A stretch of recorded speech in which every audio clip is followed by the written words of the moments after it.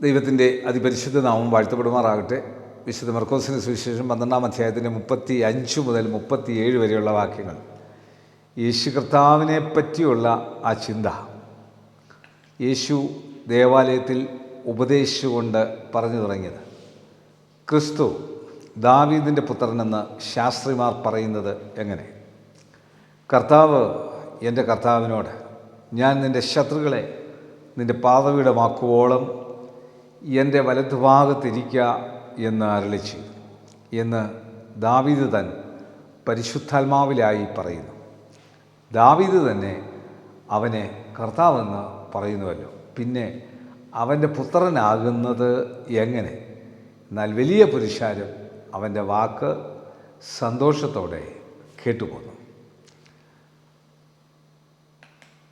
ദൈവത്തിൻ്റെ പരിശുദ്ധാത്മാവിൻ്റെ ശക്തിയിൽ ദൈവം യേശു കർത്താവ് ദാവീദ് പുത്രനെന്ന് വിശ്വസിക്കുവാൻ, ദാവീദിൻ്റെ സന്തതി പരമ്പരയിൽ യൂസഫിലൂടെ, വിശുദ്ധ കന്യാമറിയാമിലൂടെ മനുഷ്യനായി പിറന്ന യേശുവിൻ്റെ ദൈവത്തെ അംഗീകരിക്കണം.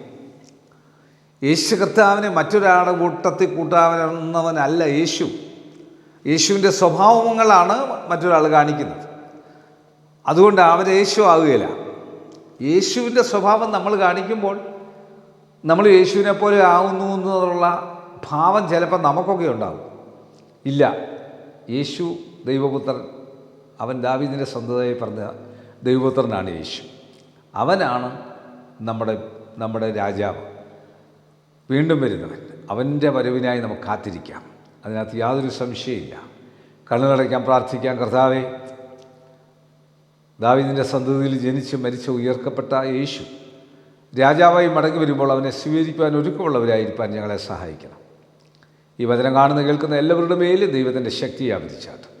യേശുവെ നന്ദി, യേശുവെ സ്തോത്രം, യേശു ആരാധന, യേശു മഹത്വം. യേശു മൂലം പ്രാർത്ഥന കേൾക്കണം നല്ല പിതാവേ, ആമേൻ. God bless you.